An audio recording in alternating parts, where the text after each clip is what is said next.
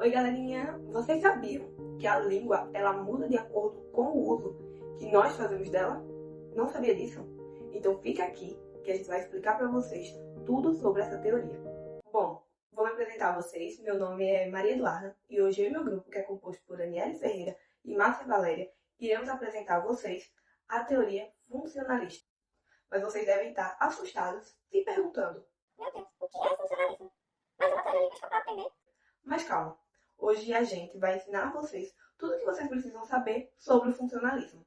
Bom, para deixar vocês situados, a linguística está dividida entre os formalistas e os funcionalistas. O formalista, ele se preocupa com a estrutura da língua, que está incluído ali o gerativismo e o estruturalismo. Já o funcionalismo, ele se preocupa com o uso real da língua numa situação de comunicação. Essa é a principal diferença. Como eu havia falado antes, dentro do formalismo existem duas teorias linguísticas, que a primeira é o estruturalismo, que tem como seu percussor Ferdinand Saussure, que é o pai da linguística, que é considerado o pai da linguística. E essa teoria, ela propõe analisar a estrutura da língua sem focos extralinguísticos, como, por exemplo, a cultura, o contexto de comunicação, é basicamente a língua pela língua. E vem o gerativismo, que tem como seu percussor Noam Chomsky. Já o gerativismo, ele vê a língua como inata ao ser humano. De acordo com ele, todo ser humano já nasce predisposto a conceber a língua. Bom, pessoal, agora eu irei falar para vocês, de modo geral, a definição do funcionalismo. O funcionalismo, ele não se interessa apenas pela estrutura interna da língua, mas também pelo contexto de comunicação que aquela língua está inserida. Diferente do gerativismo e do estruturalismo, que levam em consideração a estrutura interna da língua, apenas a estrutura interna da língua, o funcionalismo, ele leva em consideração a função da língua naquele meio de interação social. Então, pessoal, a gente fez esse mapa mental aqui para vocês conseguirem se situar sobre os percussores do funcionalismo. Dentro desse mapa mental, tem o ano, o local e o principal percussor de cada corrente. Na corrente europeia, o local é na Escola de Praga, no ano de 1926, e o principal percussor é Vila Madison. Já na corrente norte-americana, o local é nos Estados Unidos e começa na década de 1960, mas só se consolida nos anos de 1970, e o principal percussor é Dylan Bolliger. Agora a Márcia vai falar um pouco para vocês sobre o funcionalismo norte-americano e o funcionalismo europeu. Olá, pessoal! Me chamo Márcia e eu vim conversar com vocês sobre o funcionalismo europeu e sobre o funcionalismo norte-americano. E eu vou dar início falando sobre o funcionalismo europeu, que é conhecido como Linguística Sistêmico-Funcional, o LSF. Ou seja, eles vêm estudar o funcionamento da língua, a interação da língua entre os falantes. E daí você deve se perguntar o que significa sistêmico e funcional. O termo sistêmico significa o sistema de transitividade na linguagem e o termo funcional significa a função da linguagem. Então, resumindo, o funcionalismo europeu vem estudar a interação dos falantes com a língua em uso. Aí vocês devem se perguntar, como que eles fazem para estudar a língua em uso? Eles usam de textos para fazer esses estudos. E dentro desse estudo contém o contexto de cultura e o contexto de situação. O contexto de cultura é onde possíveis significados podem aparecer em culturas particulares. E o contexto de situação é o local onde está acontecendo essa interação. E ambos juntos conseguimos ver diferenças entre gêneros e suas variáveis formas de representações. No contexto de situação, podemos encontrar 3 tipos de gêneros, e eu vou citar cada um deles para vocês aqui. O primeiro é o campo, que se refere à prática social de aonde é escrito e o que é dito, ou seja, se é escrito em carta e afins. O segundo é relação, que é o envolvimento entre os participantes da comunicação em determinada situação.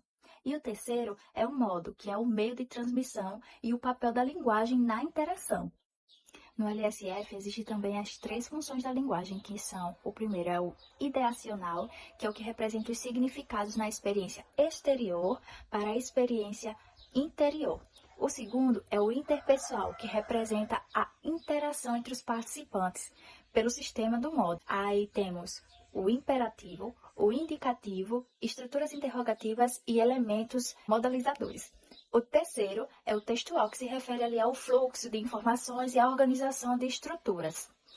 Para finalizar essa parte do europeu, o LSF considera o texto multidimensional, que é quando tem vários sentidos. Não podemos esquecer que foi no funcionalismo europeu que foi criada a Escola de Praga, que eles estudaram a fonologia, que é a função do som da língua em um determinado contexto. No norte-americano existem princípios e categorias, e eu vou citar alguns aqui para vocês.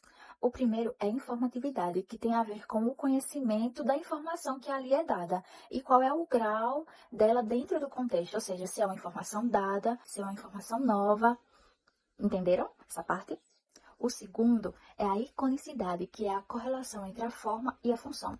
Nisso, a gramática faz toda aquela estrutura e vem a função e diz o que aquilo significa dentro de um contexto.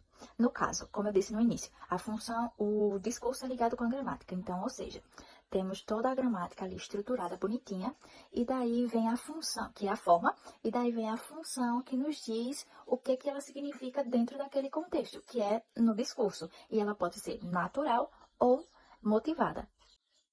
O terceiro é a marcação, que ele surge ali no estruturalismo e continua no funcionalismo. E significa que há oposição em termos. No caso, quando é a diferença entre dois termos. É o exemplo de uma palavra como menino, que pode ser menina, que temos a marcação do O, trocada pelo A. Temos mulher, que pode ser marcada ali pelo S, colocando no plural, ficando mulheres. E esse tipo de contraste sempre pode acontecer assim, nos níveis de morfologia, fonologia e no sintático. O quarto é a transitividade, que focaliza a oposição de diferentes ângulos. No caso, qual é a função da ação e do paciente em determinada frase. Ligado à transitividade, temos o plano discursivo, que é dado como o falante fala determinada frase. E daí vai ser determinado o que é informação central e o que é informação periférica. E por último, temos a gramatização, que é quando acontece uma mudança linguística na língua. E é quando essa mudança linguística é unidirecional, que pode haver uma polissemia, que é vários sentidos em um determinado contexto, ou pode haver mudanças de categorias, que é quando uma palavra que é considerada lexical pode vir a ser gramatical. Nisso a gente fecha funcionalismo europeu e funcionalismo norte-americano. Oi, gente, eu me chamo Aniele e hoje eu vim exemplificar para vocês o funcionalismo norte-americano e o funcionalismo europeu. Então, começando pelo funcionalismo europeu, eu queria falar especificamente sobre os fonemas. Eles não são elementos mínimos em si, mas um conjunto de traços distintivos. Então, quando eu falo para vocês as palavras pata e bata, dois sons mudam nas duas palavras, o P e o B. Mas essa pequena mudança já é o suficiente para as palavras terem significados diferentes. O segundo exemplo é sobre a ordem das palavras, que não é aleatória e depende muito do que nós queremos destacar. Então, quando eu te pergunto, o que Maria comprou? E você me responde, Maria comprou uma bolsa preta, essa é uma ordem de palavras.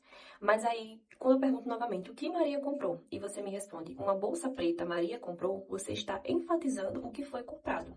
Então, as duas frases significam a mesmíssima coisa, porém a segunda enfatiza a bolsa preta que Maria comprou.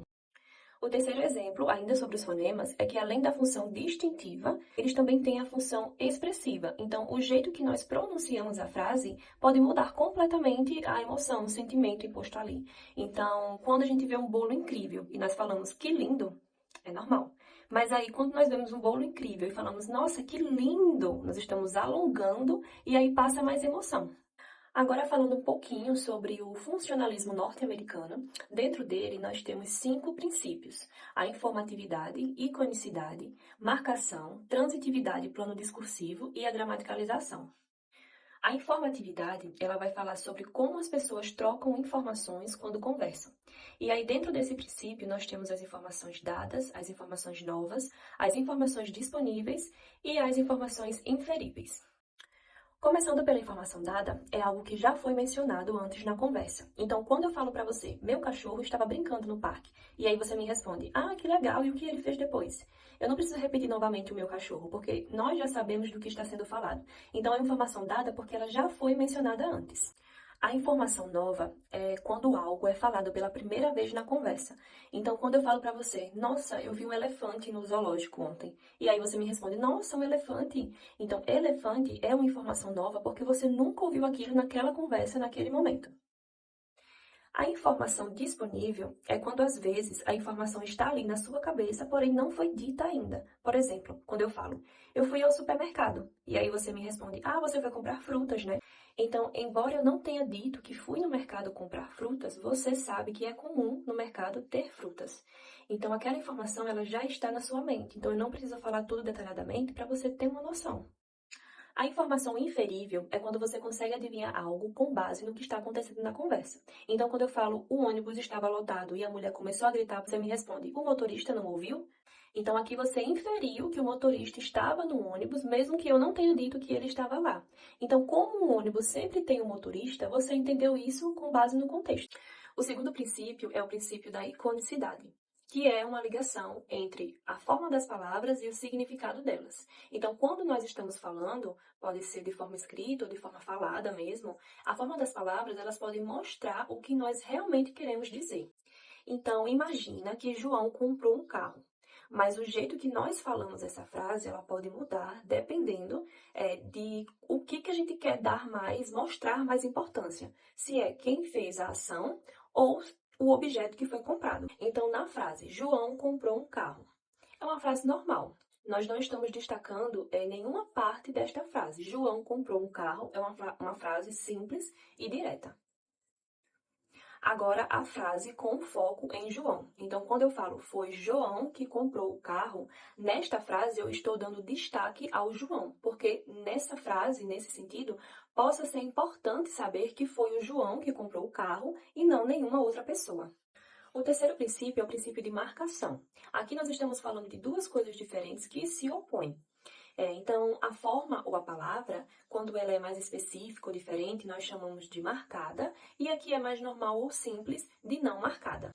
Um exemplo é quando eu falo, eu uso esta roupa. Quando eu falo essa frase, ela é simples e é normal, porque no caso essa frase, ela segue a ordem mais comum das frases, que é sujeito, verbo e objeto. E por isso essa frase é não marcada. Agora, quando nós falamos esta roupa eu uso, aqui já ficou um pouquinho mais diferente. Apesar de querer dizer a mesma coisa, o mesmo sentido, né, a frase, a segunda se torna um pouco diferente porque começa com esta roupa e termina com eu uso. Isso acontece porque a segunda frase é dita de uma forma mais expressiva. É como se o falante quisesse dar mais importância, né, àquela roupa em questão.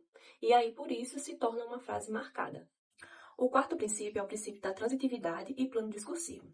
A transitividade ajuda a entender onde as palavras ou ações estão na história, e aí algumas podem ser mais importantes ou dinâmicas, enquanto as outras ajudam a explicar o que está acontecendo, e aí nós chamamos de fundo. Então, exemplo de figura. Dois caras esbarraram nele. Aqui o verbo ele é bem ativo, porque alguém fez algo em alguém. É uma parte importante da história. E exemplo de fundo. Quando eu falo, meu pai estava andando. Aqui o verbo andar, ele não é tão forte quanto o verbo esbarrar. Ele apenas descreve o que estava acontecendo, sem mudar muito a história. O quinto e último princípio é o princípio da gramaticalização, que é como se as palavras mudassem com o tempo para tornar a língua mais fácil de usar. Então, por exemplo, no passado, a palavra logo, ela era usada como substantivo, como tempo ou lugar. Mas hoje ela é usada também como uma conjunção, que tem o papel de ligar ideias. Por exemplo, quando eu falo penso, logo existo. Então, esse logo é uma conjunção que está ligando essas duas ideias. Então, gente, esse foi o nosso vídeo explicativo sobre o funcionalismo. Eu espero que vocês tenham entendido, que vocês tenham gostado da nossa explicação. E é isso, obrigada pela atenção.